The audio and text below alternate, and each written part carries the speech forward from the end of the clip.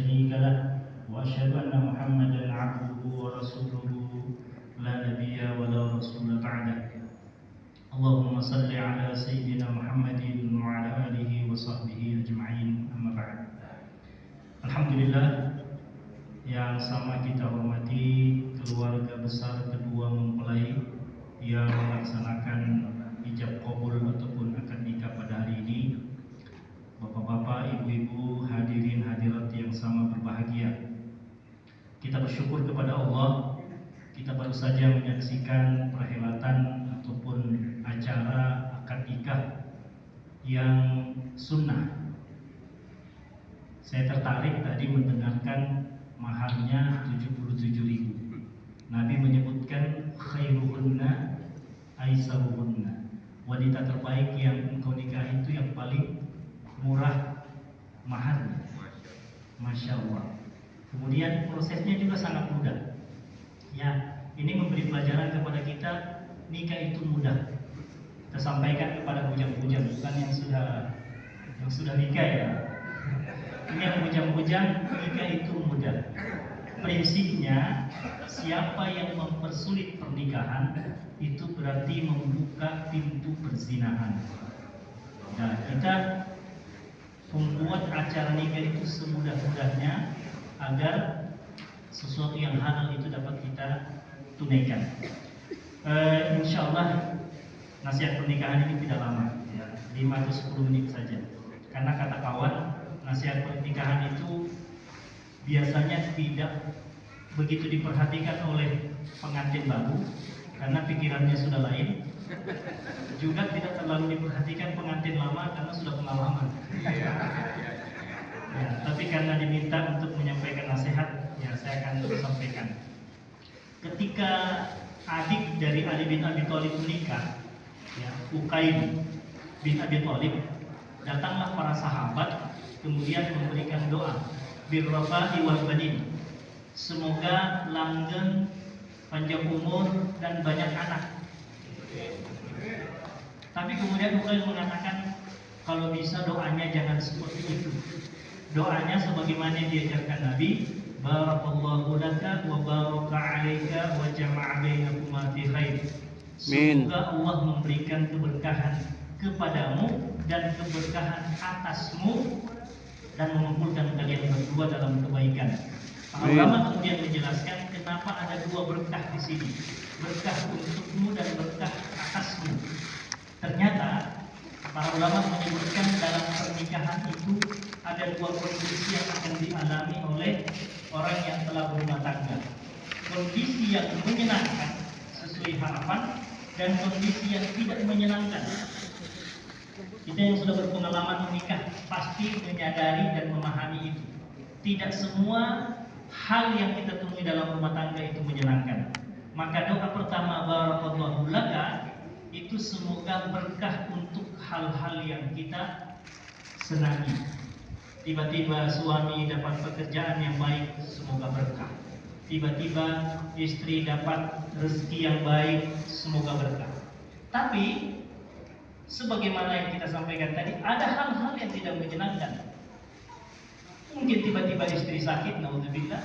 Mungkin tiba-tiba suami dipecat dari pekerjaan. Itu juga kita doakan, wa baraka 'alaika, semoga dipecatnya suami dari pekerjaan itu berkah, karena ternyata ada pekerjaan yang lebih baik sudah menunggu.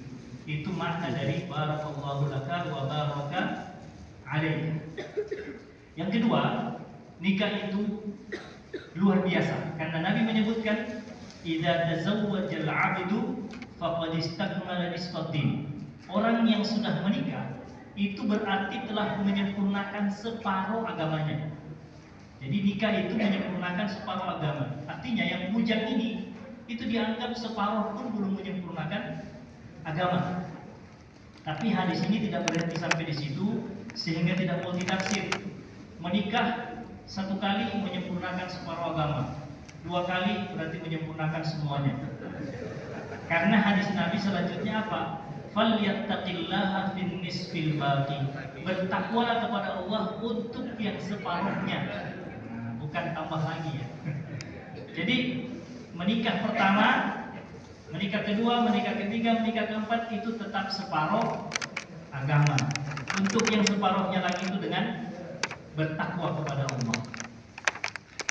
Yang ketiga yang ingin saya sampaikan, mari perbaiki niat pada waktu menikah, karena ada hadis Nabi yang cukup ekstrim dan keras. Ya, idza tazawwaja imra'atan, kalau ada seorang laki-laki menikahi seorang wanita, dia hanya menginginkan li'izziha, kedudukannya, lam yazidhu illa dhulla. Allah tidak akan menambah kepadanya kecuali kerendahan derajat. Kalau ada yang menikahi wanita limaliha, karena hartanya, lam yazidhullahu illa faqra, maka Allah akan memasukkan ke dalam hatinya kemiskinan, kefakiran. Siapa yang menikahi wanita lihasabiha, karena keturunannya saja, maka Allah tidak akan memberikan kepadanya illa dana, kecuali kehinaan. Maka Nabi menyebutkan 3 motivasi ketika menikah. Kalau ada yang mau menikah dalam rangka apa? Ayyahudda basaruhu wa yusina farjahu aw yasila rahimahu, menjaga pandangan mata, mengendalikan kemaluan, dan menyambung silaturahmi atau kekerabatan, maka Allah akan menjadikan apa? Barakallahu lahu fiha, Allah akan menjadikan suami itu berkah buat istrinya, wa barakalaha fihi, dan Allah akan menjadikan istri berkah buat suami. Terakhir yang ingin kami sampaikan, rumah tangga itu sering diibaratkan seperti bahtera. Kita sering dengar kita membangun bahtera rumah tangga. Bahtera itu nanti akan melewati samudra yang luas. Samudra yang luas itu akan penuh dengan ombak dan gelombang. Jangan sampai perahu kita pecah. Jangan sampai perahu kita karam dan tenggelam karena ombak dan gelombang di samudra yang luas. Dan karena ada ombak dan gelombang, itu biasanya perahu bergoyang. Penumpang biasanya mabuk. Saya sampaikan kepada mana tadi? Gusti Ferry.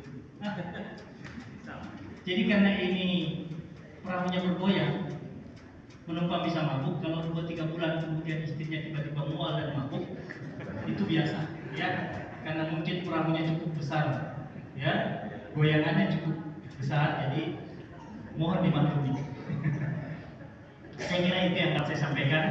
Tidak berpanjang lebar, sekali lagi kita doakan mudah-mudahan kedua mempelai diberkahi oleh Allah Subhanahu wa taala pernikahannya, dan kita semua yang telah mewakafkan waktu kita untuk duduk bertahan di tempat ini meskipun matahari sudah cukup meninggi, juga dibalas dengan kebaikan yang berlimpah dari Allah Subhanahu wa taala. Mohon maaf atas segala kekurangan. Wabillahi taufiq wal hidayah. Assalamualaikum warahmatullahi wabarakatuh.